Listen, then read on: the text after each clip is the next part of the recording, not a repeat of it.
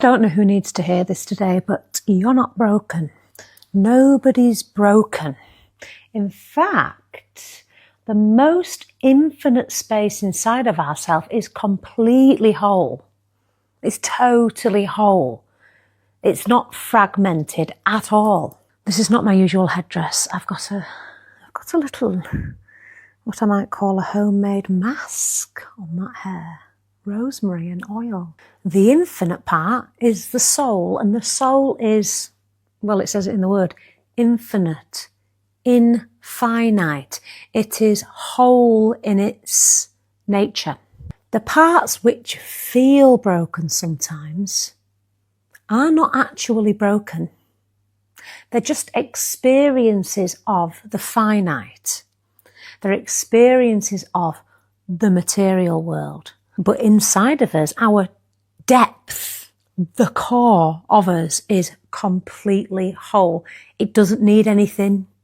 It doesn't need to get rid of anything. It doesn't need to fix anything. It doesn't need to prove anything. It doesn't need to do anything to exist in its wholeness. It just is. What about that little mantra? I am. I am. I am that. And we live in a world that pays so much attention to how can we fix? What is wrong with me? And the truth of the matter is there's nothing wrong with any of us. We're all just as fucking crazy as each other. We judge our wholeness on the very finite parts of our existence, which are finite. So therefore they can never be whole because the fragments of various tapestries of the material world, those parts, they're never meant to be whole. They're almost like a jigsaw puzzle or look at this big tropical thing around my head. I meant the plant headdress, but then I realised something that's spoiling it. Why didn't you tell me those two things were there spoiling it all?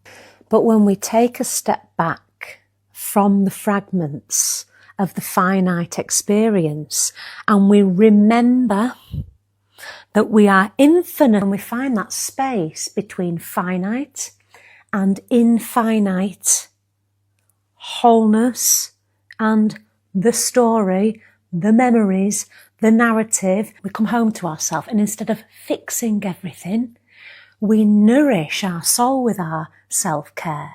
We do our practices so that we can flourish this soulful life instead of trying to fix